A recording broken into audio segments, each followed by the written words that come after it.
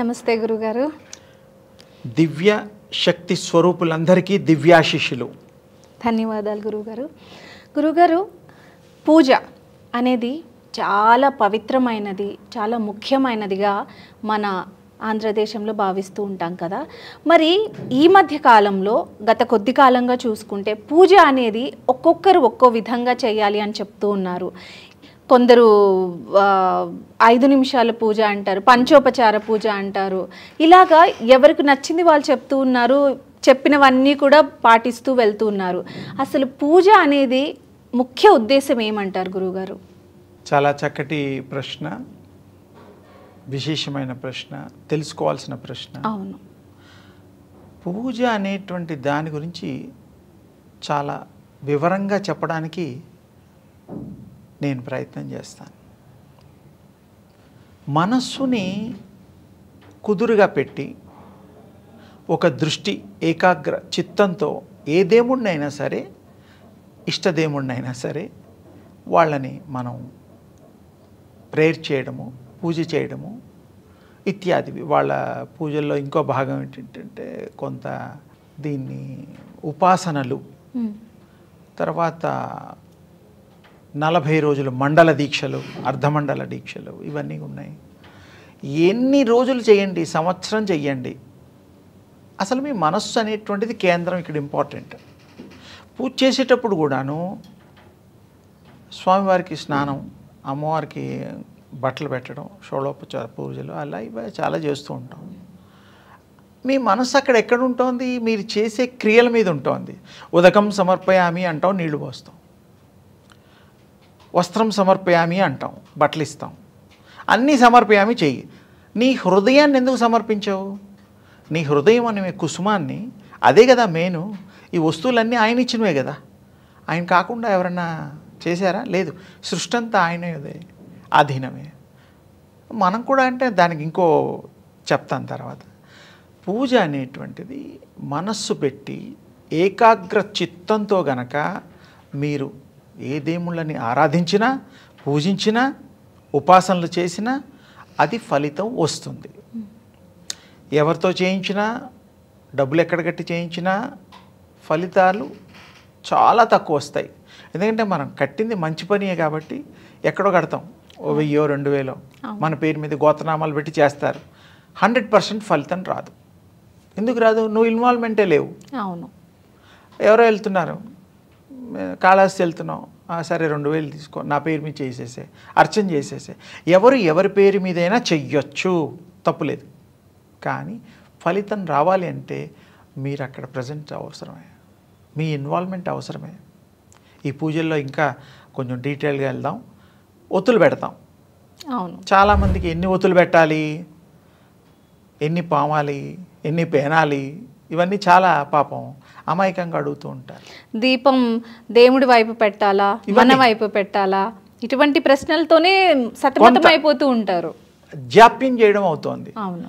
తర్వాత దీపము యోగులు, మునులు, దైవాంశ సంభూతులు, కారణజన్ములు దీపాలు ఉండి కొంతమంది చేశారు. దీపాలు వెలిగించకుండా చక్కగా బాసం పెట్టి కూర్చొని పద్మాసనం, వజ్రాసనం, ఏదో ఒక ఆసనంలో అడవులలో, గుహల్లో అక్కడ చేసిన వాళ్ళకి దీపాలు ఉన్నాయా? అవును. విగ్రహాలు కూడా లేవు. అవును. అంటే కొంచెం మీకు ఎక్కువగా దాని గురించి టచ్ చేస్తే అనుమానాలు చాలామందికి నివృత్తి అవుతాయి. అవును గురుజీ. మరి దీపాలు లేవు, తర్వాత విగ్రహాలు లేవు, పూజల్లో ఏ రకం కూడా వాళ్ళు చేయడం లేదు. మానసిక పూజ, మనస్సుతో అనుకోవడం. మననేతి మంత్ర, ఏదైతే మనం 4 సార్లు 10 సార్లు మననం చేస్తుంటే అది మంత్రంగా, శబ్ద బ్రహ్మగా, శబ్దంలో తేజోమయం శక్తి ఆవిర్భవిస్తుందన్నమాట. ఆ తప్పకుండా ఆ శక్తి మీకు వస్తుంది. ఇవన్నీ కూడాను మీరు లయమైనప్పుడు, మీరు దాంతో మిళితమైనప్పుడు, మీరు దాంట్లో ఉండేటువంటి సారాన్ని గ్రహించినప్పుడు మీకు దాని లాభం ఉంటుంది. పూజలు చేస్తూ ఉంటాం, మన పనులు చేస్తూ ఉంటాం. పూజలు ఇన్ని చేసామో మాకు కష్టాలు తీరడం లేదు. ఫస్ట్ ప్రశ్న. అవును. తీరవు. నేను చెప్తున్నాను గట్టిగా, తీరవు. ఎందుకు? మీ మనసేది, మీ మనసు పెట్టాలా వద్దా? అవును. మనసు ప్రేమతో అడిగినప్పుడు, ఎదుటివాడిని ప్రేమించినప్పుడు వాళ్ళు కూడా పిల్లల్ని పెద్దవాళ్ళని అందరినీ ప్రేమిస్తారు, గౌరవిస్తారు. అవును. భగవంతుడు ఇష్టుడే. ఆ ఇష్ట దైవాన్ని మనం కొలిచే విధానం ఏంటంటే చక్కగా మనస్సుతో వారిని కొలుచుకోండి, మనస్సుతో ఆరాధించండి. ఆ మనసులో సింహాసనం వేసి హృదయ పీఠం మీద కూర్చోబెట్టండి. సతతము సర్వావస్థలయందు కూడా మీరు వారిని గుర్తు చేసుకుంటూ గనక చేయగలిగిన నాడు మీరే వారవుతారు. మీరు వారు నిజమైన పుత్రికలు, పుత్రులు అవుతారు. మీరే వారైనప్పుడు యు ఆర్ దట్ తత్వమసి అయిపోయిన తర్వాత మీరు విడి అనే పదార్థం లేదు. అవును. మీకు ఆ శక్తులు కూడా వస్తాయి. స్కాన్ చేయగలుగుతారు. ఎదుటి వాళ్ళని కూర్చోబెట్టే చూస్తారనుకోండి, యూ కెన్ స్కాన్. వాళ్ళ మనసులో ఏమనుకుంటున్నారు చెప్పగలుగుతారు. ఎలా? ఈ శక్తులన్నీ ఎప్పుడు వస్తాయి? మీరు ఆ శక్తిని పొందిన తర్వాత వస్తాయి. దీంట్లో చాలా తేలికైన పద్ధతులు, సరే రకరకాల పూజలు, వాళ్ళ అనుభవాలని నేను స్వాగతిద్దాం, గౌరవిద్దాం. తేలికపాటి కూడా మనం చేసుకోవడానికి రూపాయి ఖర్చు లేకుండా సూర్యోపాసన చేయొచ్చు. పొద్దున్నే ఉదయించే సూర్యుడిని అలా పైకి చూస్తూ 20 సెకండ్లు 10 సెకండ్లే చాలు. అంతే. 10 సెకండ్లు ఎంతసేపు అమ్మా? అవును. 20 సెకండ్స్ హార్డ్లీ ఎంతసేపు? అది రోజు కూడా చేయక్కర్లా. ఒక్కసారి జీవితంలో ఒక్కసారి చూసేసి సూర్యుడిని కళ్ళు మూసుకొని అక్కడే ఉంటే రిప్లికా బింబాలు మీకు వచ్చేస్తాయి కళ్ళల్లోకి. ఓకే. ఎవరు చేసినా కొన్ని వేల మందికి నేను చేయించా. ఓకే. లాస్ట్ సో మెనీ 4 పదులు 5 పదుల నుంచి నా యొక్క అనుసంధానం ఆ భగవంతుడికి వాళ్ళతో చేయించడం, మనం అవ్వడం, అసలు విషయాలు తెలుసుకోవడం. సూర్యోపాసన అంటే పూర్వం దేవుళ్ళు కూడా సూర్యుడికి ఆర్ఘ్యం ఇచ్చేవారు. రాముడు, కృష్ణుడు ఇత్యాది దేవతలు అందరూ కూడా. మరి సూర్యుడు గొప్పవాడని ఇక్కడ క్లారిటీ వచ్చేసింది కదా. కొంతమంది మంత్రాలు కలిపి చేయొచ్చు, ఆదిత్య హృదయం చదువుకోవచ్చు, ఇంకా రకరకాలు. అసలు మీరు ఏమి చదివినా చదవకపోయినా, మంత్రోపదేశం కూడా అయినా అవ్వకపోయినా సూర్యుడినే గురువుగా, తండ్రిగా, మహా శక్తి మంతుడు కాబట్టి ఆయన్ని తీసుకొని ఆయన్ని మీరు ఆరాధ్యంగా తీసుకుని ప్రయత్నం చేస్తే వారు కరుణిస్తారు, మీకు ఆ శక్తిని ప్రసారం చేస్తారు. చాలా తేలిక. 10 సెకండ్లు 20 సెకండ్లు ఇంత కూడా ఇంతకంటే షార్ట్ టైము ఏ పూజల్లో లేదు.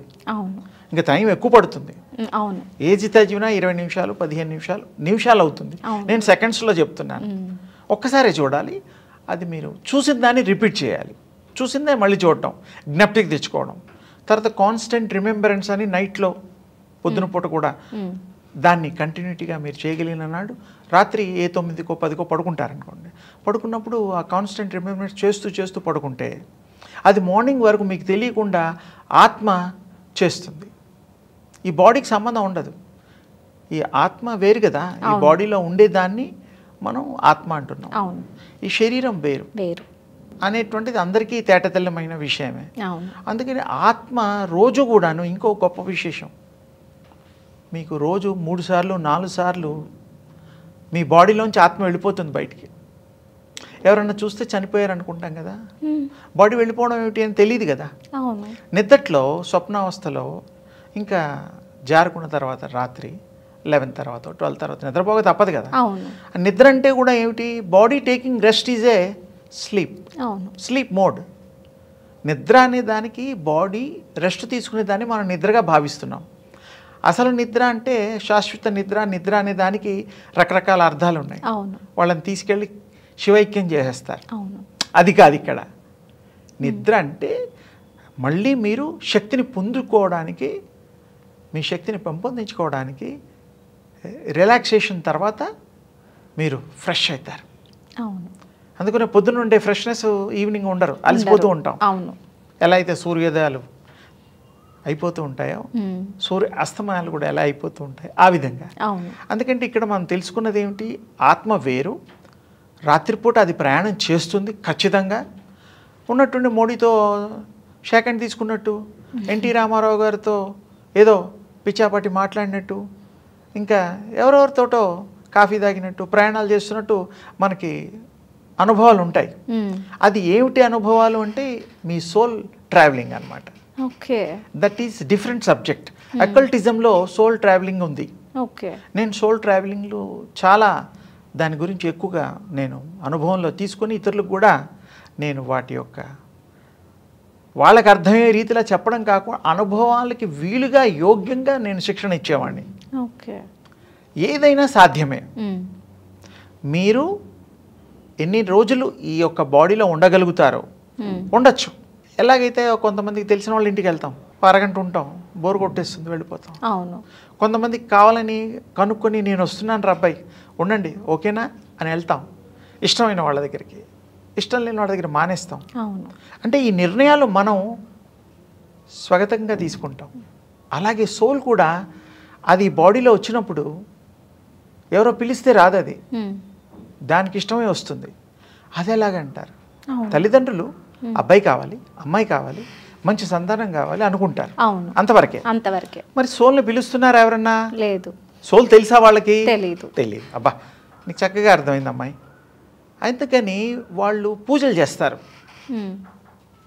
పిల్లల కోసం. అవును. యజ్ఞాలు యాగాదులు చేస్తారు. ఓకే. కానీ ఆత్మని ఆహ్వానించే క్రియలు ఉన్నాయి, అవి చెయ్యరు. రిక్వెస్ట్ చేస్తాం అంతే. అంతే. నాకు బాబు పుట్టాలి, అమ్మాయి పుట్టాలి, వంశోద్ధారకుడు కావాలి, అంతవరకే ఉంటుంది. అయితే ఇక్కడ మరి వాళ్ళ పుట్టేవాళ్ళు ఎవరు, మరి వీళ్ళకి తెలియకుండా వాళ్ళు ఎలా వస్తారో అనేటువంటి కొంత విషయాన్ని మనం గ్రహించాలి. ఐడియల్ ఆత్మలు అని ఒక లోకం ఉన్నది. మన లోకం తర్వాత పితృలోకం అని ఒకటి ఉన్నది. అవును. మనం సంవత్సరానికి ఒకసారి పిండ ప్రదానాలు చేస్తాం, వాళ్ళకి రోజు దొరుకుతుంది. అవును. తేజో లోకాలు ఉన్నాయి, అంటే తేజస్సే ఉంటుంది, మీరు తేజో రూపంలో ఉంటారు. బ్రహ్మలోకం ఉంది, అవును, విష్ణులోకం ఉంది, శివలోకం ఉంది. ఇలా లోకాలు ఉన్నాయి. మనం ఇప్పటివరకు కనుక్కున్నవి 39 లోకాలే. ఓకే.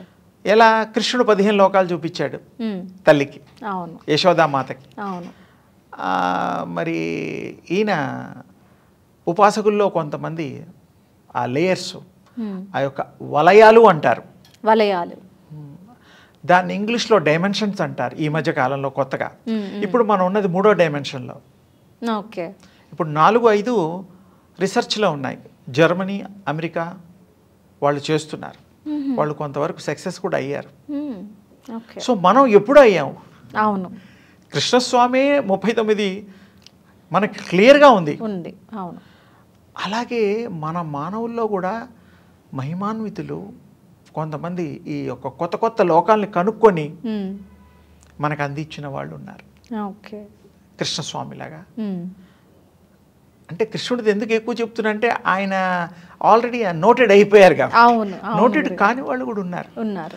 మనం కూడా యోగం చేత, శక్తి చేత విశ్వాంతరాలలో ఎన్ని విశ్వాలు ఉన్నాయో లెక్క పెట్టలేనన్ని విశ్వాలు ఉన్నాయి. అవన్నిట్లో కూడా మీరు ప్రయాణం చేయొచ్చు, ఆ వలయాల్ని దాటచ్చు, ఆ యొక్క డైమెన్షన్స్ చూడొచ్చు. ఇది తేలికలో. ఇప్పుడు మీరు ఇందాక స్టార్టింగ్లోకి వద్దాం. ఆ ఆత్మల్ని ఈ తల్లులు పిలవడం తెలియదు, కానీ ఐడియల్ సోల్స్లో ఆ లోకంలో వీళ్ళ ప్రేయర్స్ అవి గ్రహిస్తాయి, అవి చూడగలుగుతాయి, వినగలుగుతాయి. అంత శక్తిమంతులు అవి. ఇందులో ఉన్నప్పుడు ఒక శక్తి కట్టుబడి పడుతుంది, అంటే ఈ శరీర ధర్మాన్ని అనుసరించి అది ప్రయాణం చేస్తుంది. అది ఒకసారి ఫ్రీ సోల్ అయిన తర్వాత అది వేరే శక్తిగా మారిపోతుంది. అది అప్పుడు చూడగలుగుతాయి, వినగలుగుతాయి. అప్పుడు వాటికి సూటబుల్ అయినటువంటి వాటి గర్భంలో అవి ప్రవేశిస్తాయి, ఐడియల్ సోల్స్. ఓకే. అవి ప్రవేశించిన తర్వాత తల్లిదండ్రులు కూడా తెలియదు, ఏదో 9 మాసాలు మోస్తారు, కంటారు, అయిపోతుంది. అసలు ఒరిజినల్ సోల్ రావడానికి గల కారణం 7 నెలల 5 రోజులు 6 రోజులు ఆ టైంలో 7 months కంప్లీట్ అవ్వాలి. చేతులు, కాళ్ళు, ముక్కు, మొహం అన్నీ తయారవుతుంటాయి సైంటిఫిక్గా కూడా. కానీ అసలు ప్రాణం సోల్ రావాల్సింది 7 months కంప్లీట్ అయ్యాక 3-4 రోజుల తేడాలో కొంత ఎంటర్ అవుతాయి. ఆ ఎంట్రింగ్ వేరు. అందుకని సోల్స్ కూడా తన ఇష్టం ఉంటే తప్ప మీకు గర్భంలోకి రావు, మానవ గర్భంలోకి.